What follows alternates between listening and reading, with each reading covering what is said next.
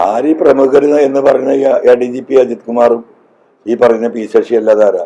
ADGP Ajith Kumar police ഹെഡ്ക്വാർട്ടേഴ്സിലല്ലോ, മുക്കാഭാഗം സമയം എവിടെയാ? ഈ ശശിന്റെ ക്യാബിനിലാണ്. ആരായിരിക്കും? അങ്ങനെ അതിനെ പറ്റി കാണാൻ പറ്റുള്ളൂ. ഇതെല്ലാം ഒപ്പിക്കുന്നവരല്ലേ. അപ്പൊ ഇതും അവരല്ലാതെ വേറെ ആരൊപ്പിക്കാനാ? ഇനി വേറെ ആരുണ്ടോന്നുള്ളത് അന്വേഷിക്കുക. ഇപ്പൊ അന്വേഷണം ഒന്നുമില്ലല്ലോ, അവർക്ക് ക്ലീൻ ചീറ്റ് കൊടുത്തു കഴിഞ്ഞല്ലോ. പെട്ടെന്ന് ക്ലീൻ ചീറ്റ് കൊടുക്കുകയാണ്. ഇപ്പൊ ഇന്നലെ 3 അന്വേഷണം പറഞ്ഞു, ഇന്റലിജൻസ് അന്വേഷണം നടക്കും. ഈ ഇന്റലിജൻസ് ADGPയുടെ കീഴിലാണ് ആര്? ഈ അങ്കിത് അശോകൻ. ഈ പൂരം കലക്കാൻ ADGP ഏൽപ്പിച്ച വ്യക്തി ഇവിടുന്ന് ട്രാൻസ്ഫർ ചെയ്ത് പോയിട്ട് ഇപ്പൊ ഇരിക്കുന്നത് ഇന്റലിജൻസിലാണ്. ഈ ADGPയുടെ താഴെയാണ് ഈ അങ്കിത് അശോകൻ. ഈ അങ്കിത് അശോകനാണ് ഇനിയിപ്പോ എന്ത്? മുഖ്യമന്ത്രി പറഞ്ഞ 3 അന്വേഷണത്തിൽ ഒരു അന്വേഷണം എന്താ? ഗൂഢാലോചന. ആ ഗൂഢാലോചന അന്വേഷിക്കുന്നത് ഈ അങ്കിത് അശോകനാ. ഷാറല്ലേ? ഇത് വെള്ളരിക്ക പട്ടണം. വേറെ വെള്ളരിക്ക പട്ടണം നമുക്കറിഞ്ഞു, വേറെ വല്ല എന്താ പട്ടണം ഉണ്ടോന്ന് അറിയില്ല. കാരണം ഇത് വെള്ളരിക്ക പട്ടണത്തിന്റെ നിലവാരത്തിന് പുറത്താണിത്. അതെ, പൂരം കലക്കിയ അങ്കിത്തിനെ താൽക്കാലികമായി തെരഞ്ഞെടുപ്പ് കഴിഞ്ഞപ്പോ അതിന്റെ പീരീഡ് റിസൾട്ട് കഴിഞ്ഞപ്പോ അതിന്റെ പീരീഡ് ട്രാൻസ്ഫർ ചെയ്തു. ഇപ്പൊ അദ്ദേഹം ഇരിക്കുന്ന ഇന്റലിജൻസ് ADGPന്റെ ഓഫീസിലാണ്.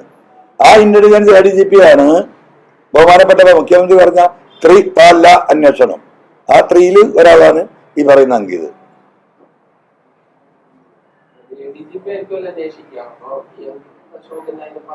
ADGP തൃശ്ശൂർ അങ്ങാടി കൂടെ തെണ്ടിയിടുന്നത് അന്വേഷിക്കുമല്ലോ. അതിനാണ് താഴെയുള്ള SP-മാരും DYSP-മാരും CI-മാരൊക്കെ. അപ്പൊ ഈ വിഷയം നേരിട്ട് അന്വേഷിച്ച് ADGPക്ക് റിപ്പോർട്ട് കൊടുക്കുക ചെയ്യുക. ആ ടീമിനെ ആരാ നിയന്ത്രിക്കുക? ഗൂഢാലോചനയുടെ ഈ അങ്കിത് അശോകൻ. പക്ഷെ അറിയില്ലേ, നടക്കട്ടെ.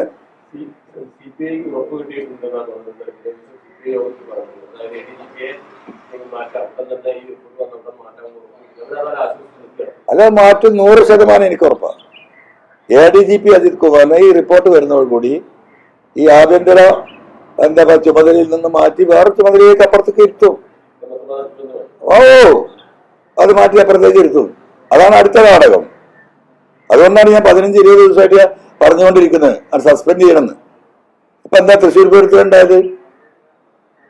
ജനങ്ങൾ സമ്മർദ്ദം ചെലുപ്പം പെട്ടെന്ന് DGPയോട് വീണ്ടും അന്വേഷണം നടത്താൻ പറഞ്ഞു. വീണ്ടും DGP അന്വേഷിക്കുന്നു. ഇദ്ദേഹത്തിന് വീഴ്ച വന്നിട്ടുണ്ട് അജിത് കുമാറിന്. ആ റിപ്പോർട്ടാ കൊടുത്തു. അപ്പൊ എന്തായി? സ്വാഭാവികമായിട്ട് ആ സ്പോട്ടിൽ എന്താ ചെയ്യേണ്ടത്? ഈ നാട്ടിൽ നടക്കുന്ന നീതി എന്താ? ഈ കേരളം പോട്ടെ, ഏറ്റവും വലിയ സാംസ്കാരിക കേന്ദ്രം ഒരു ഉത്തർപ്രദേശാണെങ്കിൽ നടക്കൂലല്ലോ ഈ കാര്യം. ഗുജറാത്തിൽ നടക്കുമോ?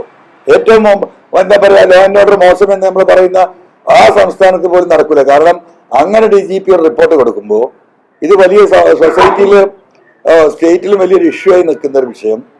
ഒരു പാർട്ടിക്ക് ഒരു സീറ്റ് ഉണ്ടാക്കി കൊടുക്കാൻ വേണ്ടി കള്ളക്കളി നടത്തി എന്നതാണ് അദ്ദേഹത്തിന്റെ പേരിൽ ആരോപിച്ചുള്ള കുറ്റം. ചെറുതല്ല.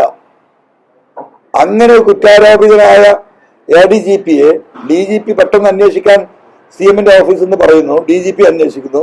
അദ്ദേഹത്തിന് വീഴ്ച ഉണ്ടായി എന്ന് റിപ്പോർട്ട് കൊടുക്കുന്നു. അപ്പൊ എന്താ പറയാ? അതവിടെ കെട്ടെ, ഇനി അതിനെപ്പറ്റി വലിയ അന്വേഷണം നടത്തുക. ഈ നാടകം തുടരട്ടെ.